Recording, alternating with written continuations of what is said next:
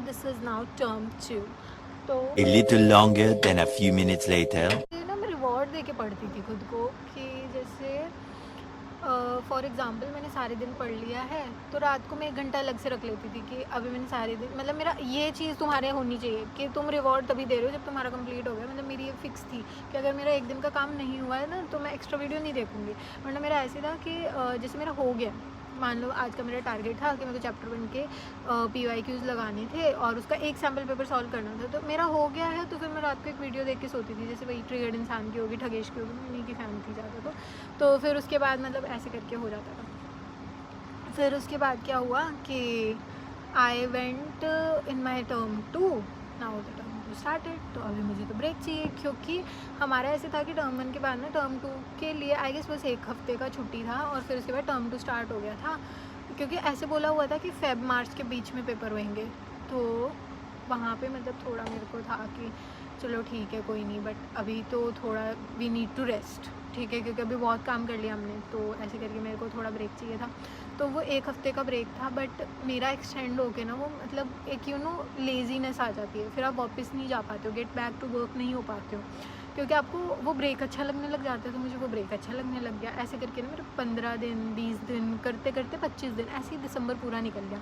और मैंने क्या किया था, मैंने सिर्फ 2 चैप्टर्स किए थे पूरे दिसंबर में, सिर्फ 2। और कहाँ तो मैं पूरी स्पीड से चल रही थी कि मेरा सितंबर में सिलेबस कंप्लीट हो गया है, बट हाँ वहाँ नहीं हुआ, मेरा सिलेबस वगैरह कुछ कंप्लीट नहीं हुआ। और फिर मेरा जनवरी का टाइम आ गया। फिर उसके बाद क्या हुआ, मुझे लगने लग गया कि यार फेब से तो मिड फेब से तो एग्ज़ाम से स्टार्ट है, तो ऐसे तो बर्बाद होने वाला काम हो गया ये। तो फिर उसके बाद क्या हुआ कि जनवरी के एंड में या तो मिड के टाइम पे एक फिर से CBSE नोटिस जारी करता है कि आपके एग्ज़ाम्स एक्सटेंड हो गए हैं and they will be held in April का एंड और मई का start, like that they said कि ऐसे ही होंगे, अप्रैल के मिड से स्टार्ट हो जाएंगे एग्ज़ाम्स वगैरह। तो फिर थोड़ा मेरे को सुकून पड़ा कि चलो अब पढ़ सकते हैं। तो फिर मैंने पेस वापस पकड़ लिया था कि चलो अब पढ़ना है, अब सीरियस हो जाते हैं, अब तो टाइम मिल गया। तो फिर उसके बाद मैंने खींच के अपना वही कि मेरा माइंडसेट फिर वही था कि नहीं मुझे कुछ सीखना है, मुझे कुछ करना है, वो चीज़ में करके मेरा थोड़ा हो गया। और मेरा फेब मतलब वही फेब जैन मैंने पूरा दिया था, फेब के फर्स्ट वीक में मेरा पूरा हो गया था, कंप्लीटेड था मेरा सारा सिलेबस। मतलब मैंने कंप्लीटेड से मेरा रेफरेंस देखो क्या होता है कि मैंने रीडिंग कर ली है NCERT की लाइन बाय लाइन, मैंने उसमें से इन टेक्स्ट क्वेश्चन सॉल्व कर लिए हैं, मैंने उसमें से मैं खुद क्वेश्चंस बनाती थी कि लाइक मैंने लाइन बाय लाइन पढ़ा तो ऑब्वियसली मुझे पता है, तो मैं जनरल क्वेश्चंस खुद क्रिएट किया करती थी। अवॉइड द व्हीकल का voices of that is coming. So basically तो मैं खुद क्रिएट क्या करती थी क्वेश्चंस वगैरह। तो ये सब चीज़ें मेरी हो गई। जब मैं बोल रही हूँ कि मेरा सिलेबस कंप्लीट हो गया, तो मेरा एक चैप्टर का in text question NCERT reading and मेरा वो जनरल क्वेश्चन वाला पार्ट पूरा हो चुका है। तो मेरे को क्या करना है, मेरे को PYQs एंड सैम्पल पेपर करना है। तो फॉर द सेकेंड टर्म मैंने टुगेदर विद को और अरिहंत को ही रेफ़र किया था। But the thing is this कि मैं टुगेदर विद की बुक को ना सॉल्व नहीं कर पाई थी बहुत ज़्यादा। साइंस के मेरे पेपर सॉल्व हो गए थे बट मैथ्स का मेरा रह गया था, और मैथ्स में मेरे कम नंबर भी आए थे फिर टर्म 2 में। टर्म 1 में मेरे बहुत अच्छे थे बट टर्म 2 में मेरी मतलब मेरे मार्क्स ना सब में ही गिर गए थे टर्म 2 में, and I will tell you Y.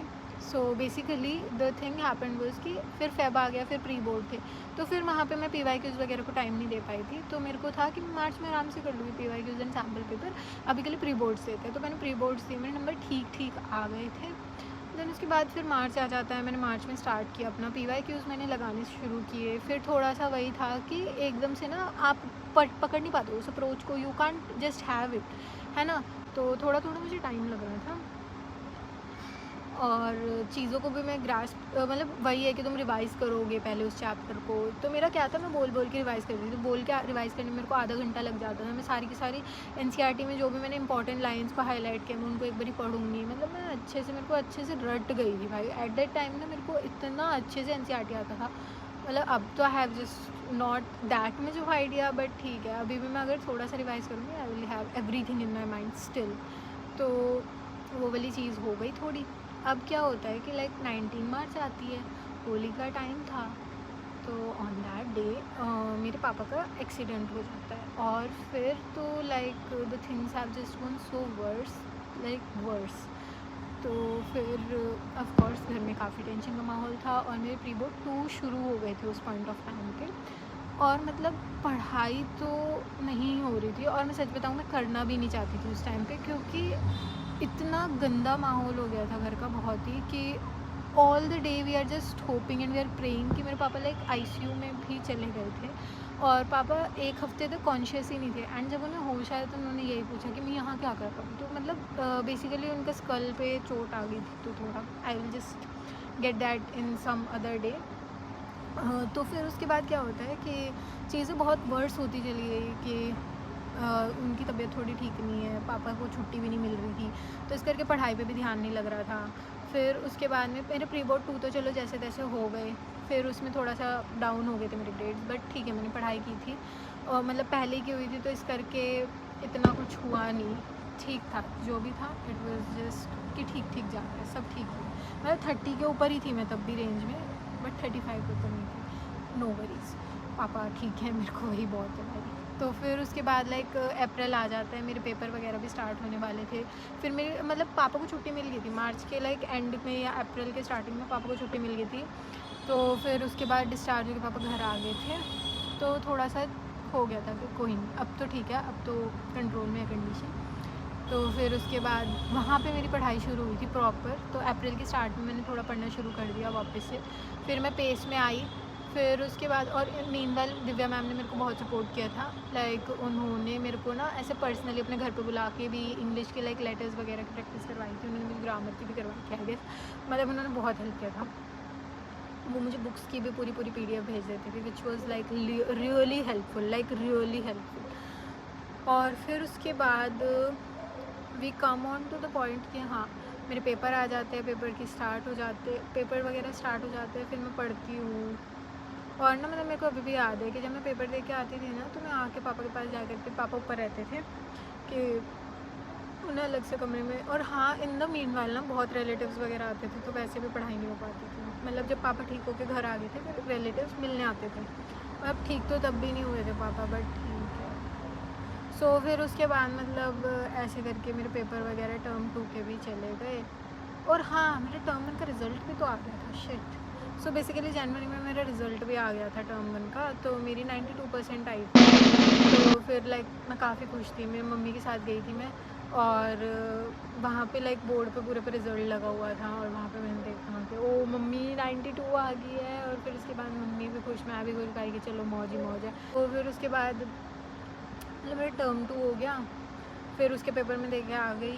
फिर उसके बाद में तब भी पापा ठीक नहीं हुए थे, पापा तो अगस्त में जाके ठीक हुए थे, और तब तक तो मतलब मेरा रिज़ल्ट भी आ गया था शायद से, नहीं याद था। फिर उसके बाद मेरा रिज़ल्ट तो जब मैं 11th में थी तब आया, मुझे याद है नवंबर में आया था। I still remember it so well ना, कि वो नवंबर में आया था रिज़ल्ट। और फिर उसके बाद ऐसे हुआ कि मुझे थोड़ा धक धक हो रहा था, क्योंकि इन्होंने बोला कि टर्म 1 के ज़्यादा नहीं लगेंगे और टर्म 2 के ज़्यादा लगेंगे, और टर्म 2 मेरा इतना अच्छा गया नहीं था for the very valid reasons. तो फिर उसके बाद मेरे को थोड़ा हुआ कि यार मतलब मेरे को रोज़ ना, मैं रोज़ ये करती थी कि टर्म 1 के 70 हो जाए, इसके 30 हो जाए, इसके 70 हो जाए, इसके 30 हो जाए। बट आई गेस फिर उन्होंने 50-50 या तो फिर फर्स्ट टर्म के मतलब कम ही लगे थे, इन शॉर्ट तो फर्स्ट टर्म के कम लगे थे और टर्म 2 के ज़्यादा हुए थे, तो इस करके मैं थोड़ी सी परसेंटेज डाउन हुई थी, ठीक है, वरना वो ज़्यादा आ जाती। तो मेरी ओवरऑल में लाइक 93 बनी थी of the best 5 subjects, and if I see like of the core subjects तो दैट वाज 91%, तो मैं तो उसे 93 लेके चलती हूँ। तो फिर उसके बाद मेरी 93% आ गई। फिर तो चलो घर में ठीक ही था, तब तक पापा भी ठीक हो गए थे अच्छे से। अगस्त से मतलब पापा अगस्त में लाइक पापा की कंडीशन ऐसी हो गई थी कि ठीक है अब पापा अपने आप मतलब कर सकते हैं सब कुछ, वरना पहले नहीं हो पा रहा था ऐसा कुछ। तो ठीक था, तब तक तो सब नॉर्मल हो गया था।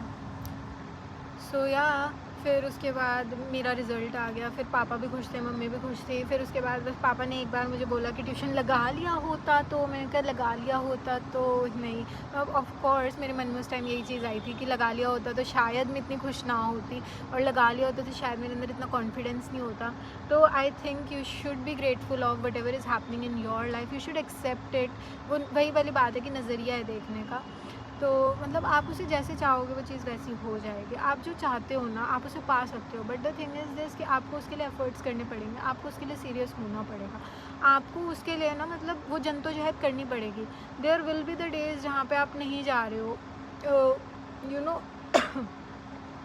आप अपने फ्रेंड्स के साथ नहीं जा रहे हो, आप अपनी फैमिली के साथ नहीं जा रहे हो, मतलब आपको कॉम्प्रोमाइज़ करना पड़ेगा। क्योंकि इवन बीइंग लाइक मैं खुद बताऊँ तो बहुत बार ऐसा होता था कि मेरा मन करता था कि मैं ये कर लूँ, वो कर लूँ, या मैं दीदी के साथ चली जाऊँ, मम्मी के साथ चली जाऊँ, बट मैं नहीं जाती थी। क्यों नहीं जाती थी? क्योंकि मुझे था कि नहीं, मुझे सिलेबस कंप्लीट करना है। ऑल दो now you all will be thinking कि 10th तो इतनी बड़ी क्लास भी नहीं है। आई नो कि वो बड़ी क्लास नहीं है, बट शायद ना आपको वहाँ से मेहनत करनी आ जाती है। मतलब अगर मैंने वहाँ पे नहीं किया होता ना यार, मैं सच बता रही हूँ, मेरे अंदर 12th में वो कभी भी हिम्मत नहीं आती कि मैं बिना ट्यूशन के करके देख भी लूँ। मैं सच बता रही हूँ, मेरे अंदर नहीं आती। मतलब फिर उसके बाद मेरे को हो गया था कि नहीं मैं कर लूँगी, नहीं मैं कर लूँगी। तो ठीक है, एक आपको कॉन्फिडेंस डेवलप होता है, एंड आपको ना एक मेहनत करनी आ जाती है कि सीरियस होकर ना आप अपने एक किसी गोल को देख रहे हो। आप और मैं सही बताऊँ ना, एक रीज़न होना चाहिए आपके पास, एक अर्ज होनी चाहिए, वो एक किक होनी चाहिए। और फिर उसके बाद जब मेरे आ गए थे ना 93%, you know what I said to my mother कि मम्मी कि हो गया। और देखो वो वाली चीज़ हुई कि बोला था कि नहीं नहीं होगा नहीं, फेल हो जाओगे, बट ठीक है हो गया। तो आई वाज लाइक कि चलो भगवान का शुक्रिया अदा, राधे राधे, जय श्री कृष्णा, कि हो गया है।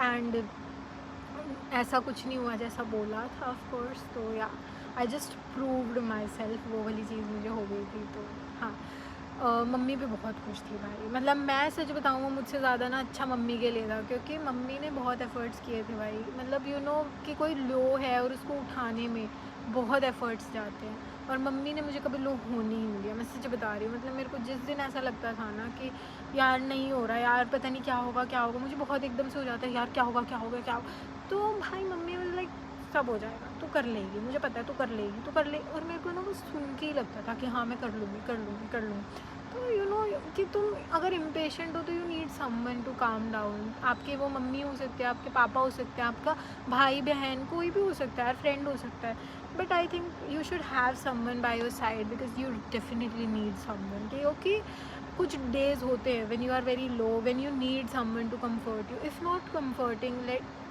जस्ट यू नो कि हाँ कर लेगी तू, समवन टू बिलीव। ओके, तो मेरे को तो ठीक है यार, मेरी मम्मी ने बहुत बहुत बहुत सपोर्ट किया। एंड आई स्टिल रिमेंबर मेरे पापा ने, जब मैं मलेरिया में बीमार हो गई थी ना, तो मतलब मेरे को वही था, तो मैं रोने लगी थी एक दिन कि अब तो मेरे अच्छे नंबर नहीं आएंगे, अब तो मेरे को लगता अब तो मैं फेल ही हो जाऊँगी। बोला ही था मुझे, तो बोला ही था। तो मेरे पापा मेरे पास आए और मेरे को बोलते कि क्या ही होगा ना, ज़्यादा से ज़्यादा फेल ही तो हो जाएगी, कोई नहीं, हमें कोई फ़र्क नहीं पड़ता। एंड आई वाज लाइक कि पापा आप कितने अच्छे हो। तो या दैट ऑल्सो हैपेंड। तो मतलब you need some people, you need some, नहीं भाई मेरे तो मतलब मम्मी पापा ने मेरा सच में बहुत सपोर्ट किया था। तो I am always thankful to them. Also मेरे दादाजी भाई, he is just a pure soul, I truly respect him and I am all inspired by him। मतलब मैं जैसी भी हूँ ना, कि मतलब जो मैं एफर्ट्स करती हूँ लाइक इन दैट सेंस, वो सब मेरे को पापा मतलब मेरे दादाजी से आया, पापा जी बोलते हैं। तो मतलब ही इज़ सो मतलब टू गुड। मतलब वो भी बहुत सपोर्टिव है, वो भी बहुत ज़्यादा सपोर्टिव है, और उन्होंने मेरा बहुत ज़्यादा सपोर्ट किया, सच में बहुत ही ज़्यादा। कि मतलब मुझे कुछ भी बुक्स चाहिए, कुछ भी चाहिए ना, वो इंस्टेंटली ही अरेंज करेंगे। उनका मतलब ऐसे था कि मतलब कि मैंने इधर बोला उधर से आ गई। And he is very good यार, he is very good, he is very calm you no.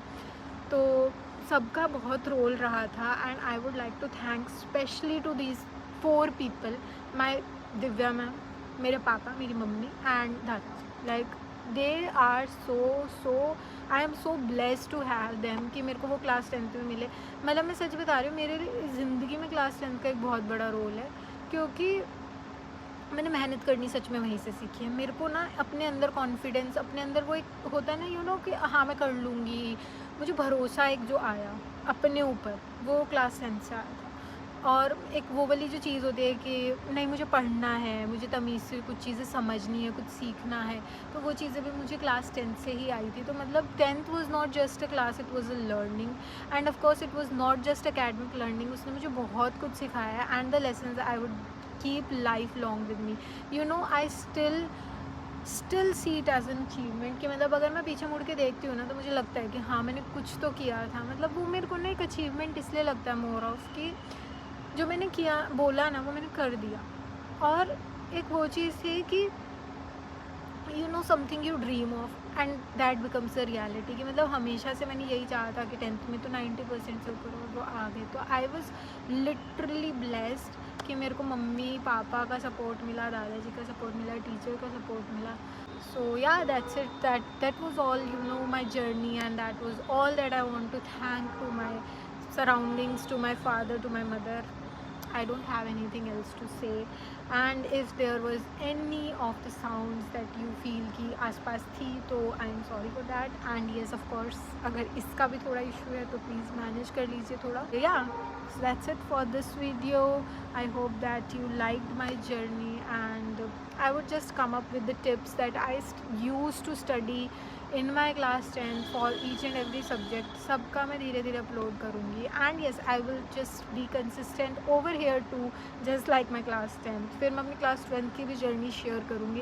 And मैंने थोड़ा सा रिकॉर्ड वगैरह भी किया है चैप्टर को, तो आई विल जस्ट ट्राई कि मैं उसको अपलोड करूँ जल्दी से जल्दी. थोड़ा मेरा ग्लिच पड़ रहा है लैपटॉप में एडिटिंग वगैरह में, वरना all it's done. I have just made it but I can't upload because you know the glitch is glitch. So yup late night talk series का अपना फर्स्ट एपिसोड पूरा हो चुका है.